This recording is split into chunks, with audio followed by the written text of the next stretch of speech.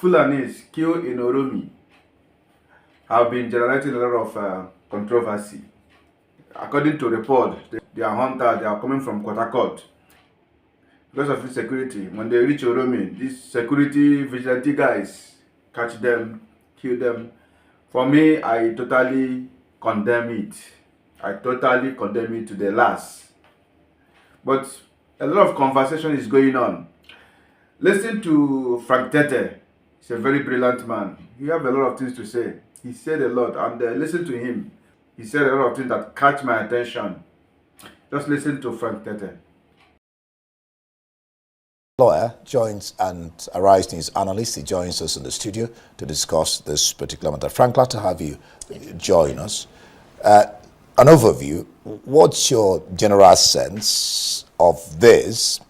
Is it the government not being proactive?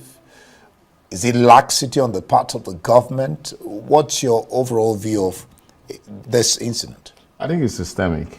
It's another systemic failure. The fact that we don't have a system that encourages or that actually statutorily recognizes local policing. So it's a void, it's a vacuum that has been filled by unauthorized persons, non-state actors, whether they're acting as vigilante or they're acting as protectors of community, as we have often seen, that the government doesn't even have any record of generally. So it's that vacuum that's a problem. And again, it shows that we're missing it when a system, federalizes a police system. Because it means that even the state governor can't be responsible for effectively policing localities like in a place like Uromi in Edo State, where non-state actors, where persons who pose as vigilante simply are swept, by the raging anomie of kidnapping, and then decide to vent their anger and then by making some persons, innocent persons, presumably innocent persons, traveling from the northern part of Nigeria as scapegoats to the point of killing them in such a gruesome manner. It's a reflection of what's going on across the entire country, to which I believe very strongly that the matrix by which our leaders operate makes them somehow, disconnected from what's going on. There is a rage on the part of persons, especially in Edo State, the southern part of Nigeria. It's okay that in the western part of this country, we've seen some kind of, Ahambtv being established, so with some sense of responsibility, but it's different. And again, I see a sense of repetition of history here, because just about 20 years ago, this was what we experienced in places like in eastern Nigeria. I'm talking particularly with Onitsha, that even spread to other parts of Delta. And I experienced it too, where Bakassi boys operated as if they were law unto themselves, carrying out all forms of extrajudicial killing to contain a menace at that time, which was seen as armed robbery. In this case, we're talking about kidnapping. So because of that vacuum on the part of government, so that, where it cannot, have a system where it can provide local policing. So it's a failure. It's a systemic failure indeed. Now, help me understand this. It sounds confusing to me. The Edo State government has suspended the commander of its security outfit.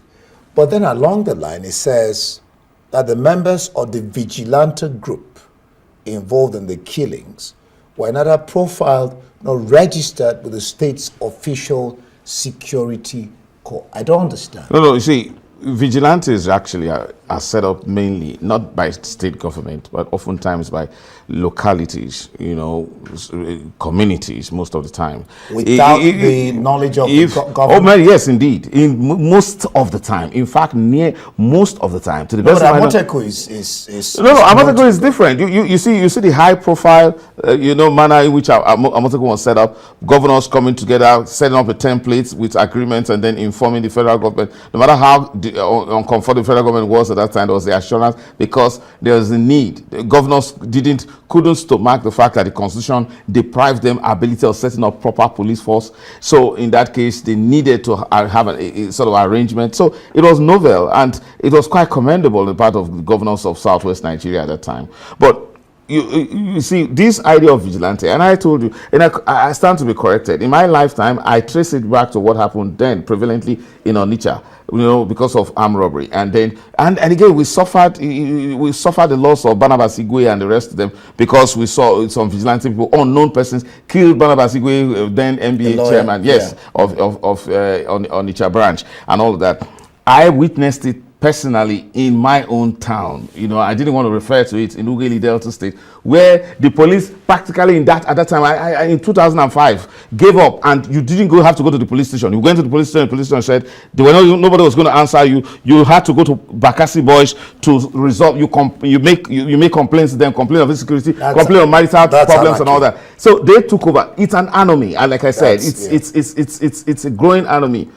And that's why I'm shocked that it's repeating itself, because all you need to have is a gargantuan problem like kidnapping, and then the state security apparatus falls apart. And then the point is that you actually make a governor irresponsible, you make a local government chairman irresponsible when you deprive them of the opportunity of being able to own, set up, fund, and operate a formal police force according to law. All right, the government has suspended the head, or the commander rather, of this vigilante group, former police commissioner, a retired commissioner of police, Friday Ibadan.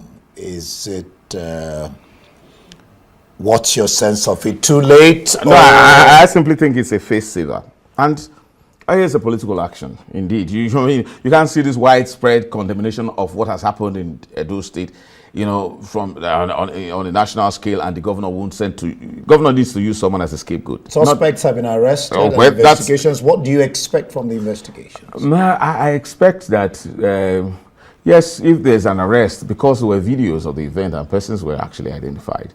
And if those were the persons that are identified, I hope that we move ahead to actually, take them to trial and then have them, dealt with according to the law. The NEF has said that they're asking for apology within 2 weeks. I think that we should stop treating these things as regional issues. These are human beings, and these are Nigerians. I was going to ask sad. You, what value do we place No. It's very sad when we politicize these things. What we should politicize, it's responsibility to protect our people.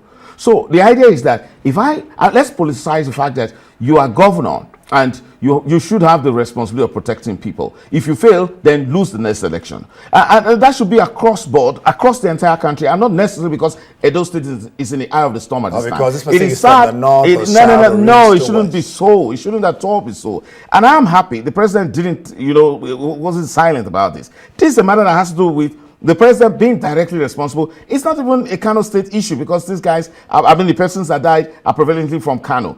These are Nigerians, and they should so be treated and be treated as human beings. And it's not the time to play, cheap politics of saying, give us an apology. Apology to what extent? But the governor, what has happened in Edo State, yes, has come out to say, let the people of the state be calm. Indeed. You see, it's a time for national soul searching.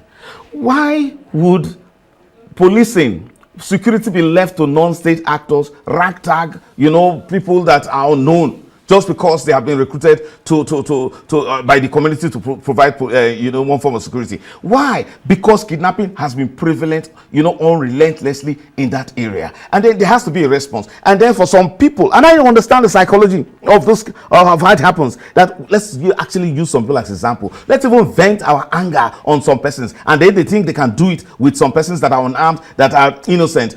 That's quite unfortunate. Now, this calls for extreme national soul searching. Let us think clearly. Shouldn't we really have local police system? Why do we say we operate the federal government and then we copied it from somewhere like the United States, where you have a local sheriff that is responsible for whatever happens in a small locality, in a county, or in a village as we have it here? And then in our own case, we want to concentrate everything about policing in the hands of the federal government, so that because we are afraid that some people will pull apart from the country. No, we are together in this country as a matter of necessity, because it's better than being alone, not by force. So let's use this opportunity to bring out the best in our security architecture, and we can actually do it. Well, there are pros and cons for state police. We see how that plays out. Thank you it's so no much. Option. It's no option.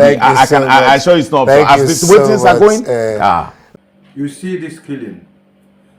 make we know the regionalize it or religious aspect. These are human beings, 16 people. Fulani will say they kill our Fulani people, they kill Muslim. No, these are human beings, these are Nigerians. Let's treat it according to fact data. Let's treat this like human beings, not like it's from my state. This is not state matter. No be state matter, no be religion matter. Now human being they kill. So subscribe to this channel and turn the notification bell for more. Thank you.